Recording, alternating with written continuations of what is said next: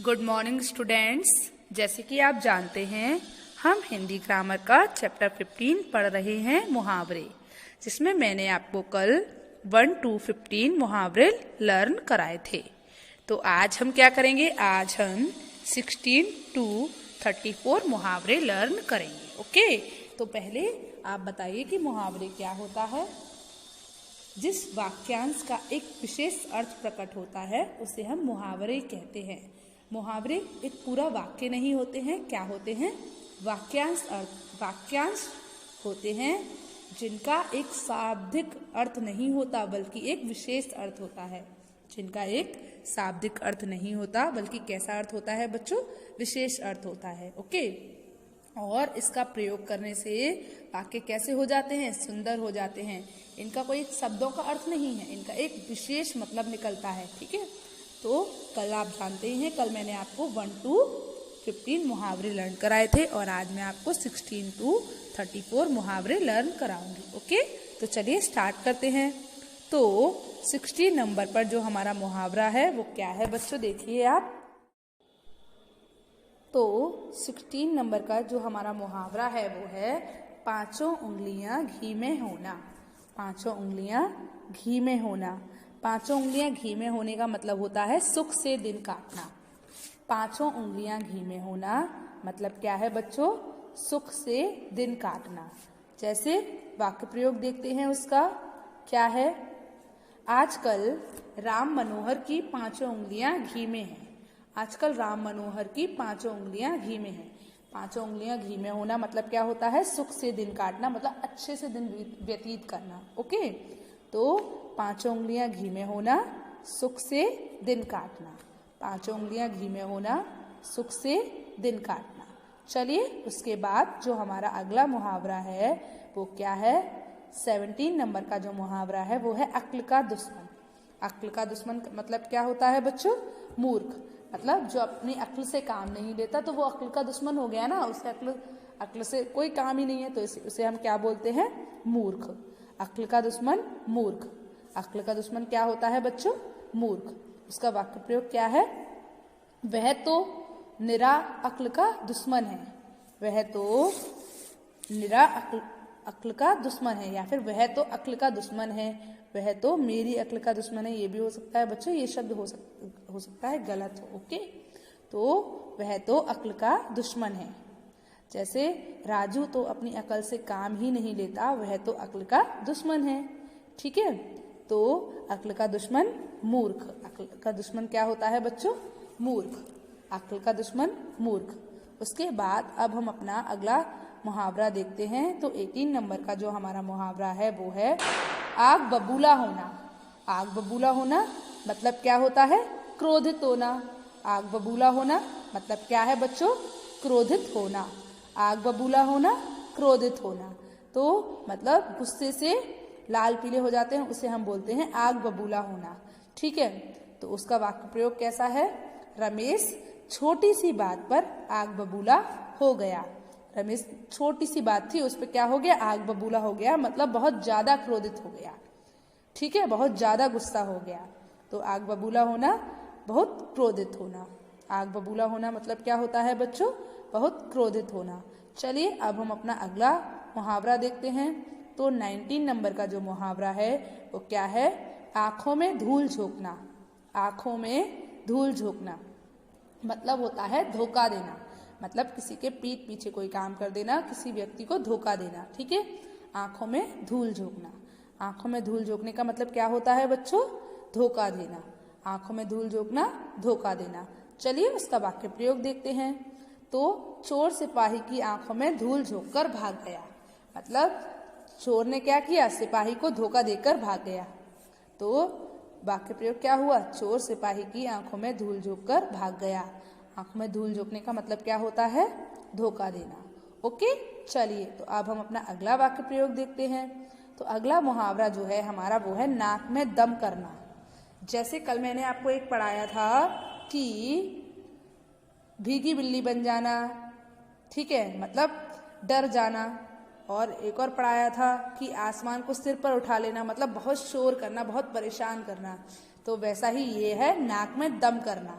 क्या? नाक में दम करना, मतलब बहुत परेशान करना, इतना परेशान कर देना कि कोई व्यक्ति कह दे तुमने तो मेरी नाक में दम कर दिया है। सुना होगा ना ये वर्ड तो आपने। तो नाक में दम करना मतलब क्या होता है? बहुत परेशान करना। नाक में दम करना, बहुत परेशान करना। तो हमारा जो वाक्य प्रयोग है वो क्या है? बच्चों की छुट्टियां क्या हुई, सबकी नाक में दम करके रख दिया है। मतलब बच्चों की छुट्टियां क्या हुई हैं, जब से छुट्टियां हुई हैं तब से सबकी नाक में दम करके रख दिया है, मतलब सबको परेशान करके रख दिया है। ओके, तो नाक में दम करना मतलब बहुत परेशान होना। तो बच्चों आपको ये वाला जो मुहावरा था वो समझ आया? ओके, तो चलिए अब हम अपना अगला मुहावरा देखते हैं। अगला मुहावरा क्या है हमारा? तो जो हमारा 21 नंबर का मुहावरा है वो है मैदान मारना। मैदान मारने का मतलब होता है विजयी होना। मैदान मारना मतलब क्या होता है बच्चों? विजयी होना। मैदान मारने का अर्थ क्या होता है? विजयी होना। जैसे उसका वाक्य प्रयोग देखते हैं। महाभारत के युद्ध में पांडवों ने मैदान मार लिया। मतलब कोई युद्ध हुआ और उसमें, जैसे आपने सुना है कि महाभारत में एक युद्ध हुआ था कौरव और पांडव का, तो उसमें कौन जीता था? पांडव जीते थे ना। तो पांडवों ने क्या किया? मैदान मार लिया, मतलब वो विजयी हो गए। तो महाभारत के युद्ध में पांडवों ने मैदान मार लिया। तो मैदान मारना क्या होता है? विजयी होना। मैदान मारना, विजयी होना। चलिए उसके बाद जो हमारा अगला शब्द है, अगला मुहावरा है, उसको देखते हैं। तो 22 नंबर का जो मुहावरा है वो है पापड़ बेलना। पापड़ बेलने का मतलब होता है संघर्ष करना, मतलब बहुत मेहनत करना। ठीक है, पापड़ बेलना, संघर्ष करना। पापड़ बेलना क्या होता है बच्चों? संघर्ष करना। चलिए उसका वाक्य प्रयोग देखते हैं कि निर्धन लोग गृहस्थी चलाने के लिए सारी उम्र पापड़ बेलते रहते हैं। निर्धन लोगों को क्या करना होता है? घर चलाने के लिए, गृहस्थी का मतलब होता है घर चलाने के लिए सारी उम्र पापड़ बेलते हैं, मतलब सारी उम्र उनको क्या करनी पड़ती है? मेहनत करनी पड़ती है। पापड़ बेलना मतलब क्या होता है? संघर्ष करना। तो पापड़ बेलना, संघर्ष करना। चलिए तो अब हम अपना अगला मुहावरा देखते हैं। पीठ दिखाना मतलब हार मानकर भाग जाना या हार कर भाग जाना। पीठ दिखाना, हार कर भाग जाना। चलिए देखते हैं इसका मतलब क्या है। पीठ दिखाना, हार मानकर भाग जाना। तो इसका वाक्य प्रयोग देखिए। भारतीय वीरों ने युद्ध में वीर गति पाई परंतु पीठ नहीं दिखाई। मतलब क्या है? भारतीय वीरों ने युद्ध में वीर गति प्राप्त की, मतलब वो उनमें से कुछ लोग शहीद हो गए लेकिन उन्होंने पीठ नहीं दिखाई, लेकिन उन्होंने हार मानकर वे भागे नहीं, वे वहां पर डट कर खड़े रहे और युद्ध करते रहे। समझ आया आपको? तो पीठ दिखाना, हार मानकर भाग जाना। पीठ दिखाना, हार मानकर भाग जाना। जैसे कि आप कोई खेल खेल रहे हो और आप उसमें डर गए, तो आपने क्या किया? हार मानकर आप भाग आए वहां से। आपने कहा नहीं नहीं मैं तो नहीं खेल सकता, तो उसको बोलते हैं पीठ दिखाना। ओके, चलिए पीठ दिखाना, हार मानकर भाग जाना।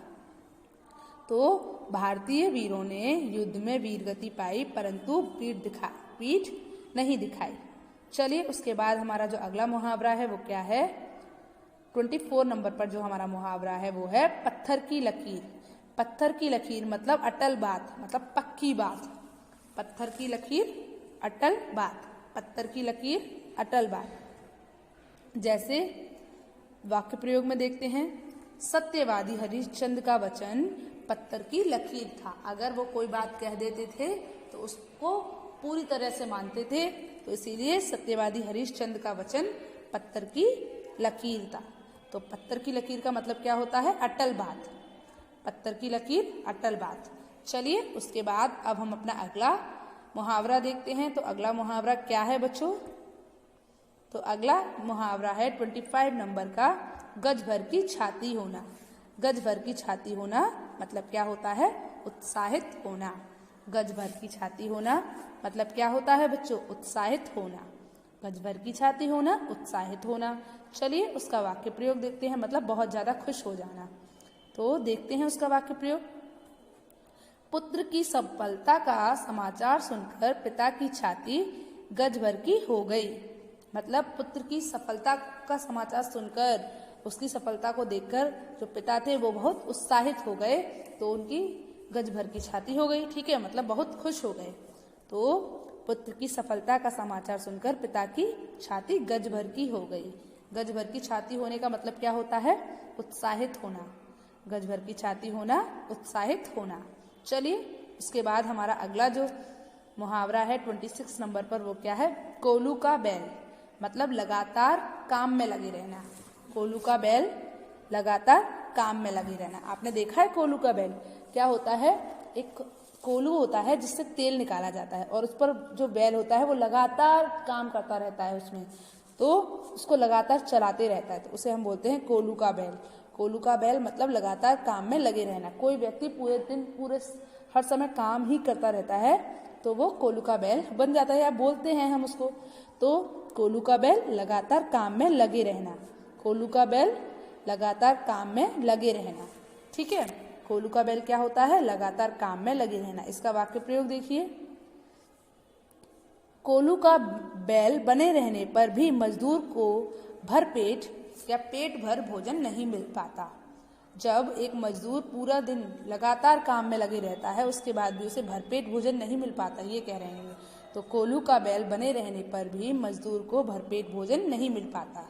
चलिए उसके बाद आपको समझ आया? अगला मुहावरा देखें। तो 26 नंबर पे हमारा जो मुहावरा था वो क्या था? कोलू का बैल। उसका मतलब क्या होता है? लगातार काम में लगे रहना। चलिए उसके बाद जो हमारा अगला मुहावरा है वो है दांत पीसना। दांत पीसना, क्रोधित होना। दांत पीसना का मतलब क्या होता है बच्चों? क्रोधित होना, मतलब गुस्सा आना। ठीक है, चलिए वाक्य प्रयोग देखिए। विकेट कीपर द्वारा कैच छोड़ देने पर गेंदबाज दांत पीसकर रह गया, मतलब क्रोधित होकर ही रह गया। तो विकेट कीपर द्वारा कैच छोड़ देने पर गेंदबाज दांत पीसकर रह गया। तो दांत पीसना क्या होता है? क्रोधित होना। दांत पीसना, क्रोधित होना। चलिए उसके बाद हम अपना अगला मुहावरा देखते हैं। तो अगला मुहावरा क्या है? तिल का ताड़ बनाना। तिल का ताड़ बनाना मतलब बात को बढ़ा चढ़ाकर कहना। छोटी सी बात को बढ़ा चढ़ाकर लंबी बनाकर कहना। ठीक है, उसको हम क्या बोलते हैं? तिल का ताड़ बनाना। उसका अर्थ क्या होता है? बात को बढ़ा चढ़ाकर कहना। तिल का ताड़ बनाना, बात को बढ़ा चढ़ाकर कहना। ओके, चलिए तो अब हम इसका वाक्य प्रयोग देखते हैं। बात को सोच समझकर बोला करो, क्योंकि तिल का ताड़ बनाना अच्छा नहीं होता। तिल का ताड़ बनाना मतलब क्या होता है? छोटी सी बात को बड़ा चढ़ाकर कहना, उसे हम बोलते हैं तिल का ताड़ बनाना। ठीक है, तिल का ताड़ बनाना, बात को बड़ा चढ़ाकर कहना। चलिए उसके बाद जो हमारा अगला मुहावरा है वो क्या है? कलेजा फटना, मतलब बहुत दुख होना। कलेजा फटना मतलब क्या होता है बच्चों? बहुत दुख होना। प्रयोग, वाक्य प्रयोग देखते हैं उसका। मित्र की मृत्यु का समाचार सुनकर देवदत्त का कलेजा फट गया। तो वाक्य प्रयोग क्या है? मित्र की मृत्यु का समाचार सुनकर देवदत्त का कलेजा फट गया, मतलब उसको बहुत दुख हुआ। उसकी मित्र की मृत्यु का समाचार सुना उसने तो उसे बहुत दुख हुआ। तो कलेजा फटना, बहुत दुख होना। कलेजा फटना क्या होता है बच्चों? बहुत दुख होना। चलिए तो अब हम अपना अगला मुहावरा देखते हैं। तो अगला मुहावरा जो 30 नंबर का हमारा मुहावरा है वो क्या है? गुलछर्रे उड़ाना, मतलब मौज उड़ाना। गुलछर्रे उड़ाना मतलब क्या होता है बच्चों? मौज उड़ाना, मस्ती करना, उसे हम बोलते हैं गुलछर्रे उड़ाना। चलिए देखिए उसका वाक्य प्रयोग। वह अपने पिता की परिश्रम से अर्जित की हुई संपत्ति के बलबूते पर गुलछर्रे उड़ा रहा है, मतलब उसके पिता ने इतनी मेहनत से संपत्ति को इकट्ठा किया है और उससे वो क्या कर रहा है? गुलछर्रे उड़ा रहा है, मतलब मौज उड़ा रहा है ना। तो गुलछर्रे उड़ाना, मौज उड़ाना। गुलछर्रे उड़ाना, मौज उड़ाना। गुलछर्रे उड़ाना, मौज उड़ाना। उसके बाद जो हमारा अगला मुहावरा है वो क्या है बच्चों? तो 31 नंबर का जो हमारा सेंटेंस है वो क्या है? जो मुहावरा है वो है आंखें बदलना। आंखें बदलने का मतलब क्या होता है? व्यवहार बदल लेना। जैसे उसका वाक्य प्रयोग क्या है? स्वार्थी मित्र अपना काम निकलते ही आंखें बदल लेते हैं, मतलब ऐसे मित्र जो सिर्फ अपने काम के लिए दोस्ती करते हैं वो अपना काम निकलने के बाद व्यवहार बदल देते हैं, मतलब आंखें बदल देते हैं। तो आंखें बदलना, व्यवहार बदल लेना, आंखें बदलना, व्यवहार बदल लेना। चलिए उसके बाद जो हमारा अगला मुहावरा है वो कौन सा है बच्चों? 32 नंबर पर जो मुहावरा है वो है खिल्ली उड़ाना। खिल्ली उड़ाना मतलब हंसी उड़ाना, किसी का मजाक उड़ाना, ठीक है, किसी के ऊपर हंसना, तो उसे हम क्या बोलते हैं? खिल्ली उड़ाना बोलते हैं। जैसे देखते हैं उसका वाक्य प्रयोग, देखते हैं, पता चलता है। अपंग को देखकर खिल्ली उड़ाना भले लोगों का काम नहीं है, मतलब किसी अपाहिज व्यक्ति को देखकर हमको उसकी खिल्ली नहीं उड़ाना चाहिए क्योंकि वो भले लोगों का काम नहीं है। तो खिल्ली उड़ाना, हंसी उड़ाना, खिल्ली उड़ाना, हंसी उड़ाना। खिल्ली उड़ाना मतलब क्या होता है बच्चों? हंसी उड़ाना। चलिए उसके बाद जो हमारा अगला मुहावरा है वो क्या है बताइए? आग में घी डालना। 33 नंबर का मुहावरा क्या है? आग में घी डालना। आग में घी डालने का मतलब होता है क्रोध बढ़ाना। अगर किसी व्यक्ति को क्रोध आ रहा है और हम उसमें और आग लगाने में लगे हुए हैं, आग में घी डाल रहे हैं, तो उसका क्रोध क्या होगा? बढ़ जाएगा। तो क्रोध बढ़ाना, आग में घी डालना, क्रोध बढ़ाना। उसका वाक्य प्रयोग देखिए, वह पहले से ही क्रोधित था, ऊपर से तुमने आग में घी डाल दिया। मतलब उसे तो पहले से ही गुस्सा आ रहा था और तुमने उसको और बढ़ा दिया और चिढ़ा दिया, तो क्या हो गया? उसको और तेज गुस्सा आने लग गया। तो इसीलिए वह पहले से ही क्रोधित था और तुमने आग में घी डाल दिया। आग में घी डालना, क्रोध बढ़ाना, आग में घी डालना, क्रोध बढ़ाना। चलिए उसके बाद जो हमारा अगला मुहावरा है 34 नंबर का वो क्या है? हाथ मलना। हाथ मलना मतलब पछताना। हाथ मलना मतलब क्या होता है? पछताना।